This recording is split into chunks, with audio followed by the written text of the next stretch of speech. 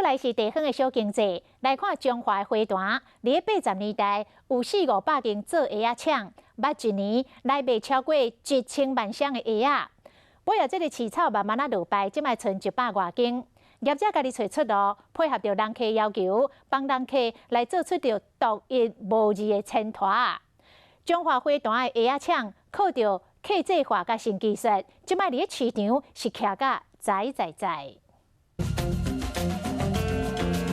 人人拢有衬托，伫中华花坛有新的商机。花坛伫800年代做鞋仔厂有400-500间，年产量有超过1000万双。每5个人内面至少有1个人穿的衬托是来自花坛。淹过花无百日红，产业外移，花坛只剩100几间的做鞋仔厂。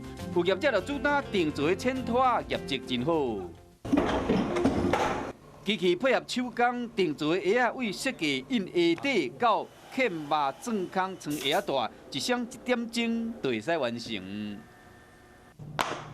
新型运动衬托同款会使定做，只要有图，想要爱什么款的花草，拢会使变出来。甲英国比较起来，做出来衬托较有特色。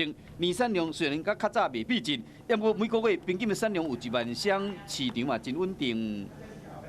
一项咱家己吼独一无二，甲咱家己有的鞋啊，弄法都因咱这客户的要求，尽量走这样客制化，去找出我们的一个出路。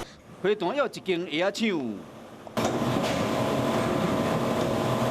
塑胶原料经过加热灌模冷却，机器行一年就完成90%，佮经过做过就完成啊！这间鞋仔厂专做代工的，虽然是代工，不过鞋仔款嘛无马虎。有人落定就斗开模啊，生产的款式超过50种，一个月产量是1万到3万双。啊，你有拢你家己摕转去穿哦。衬托对乡亲来讲只是方便好穿，不过对花坛做鞋仔厂这师傅来讲，却是规世人的经济瓦靠。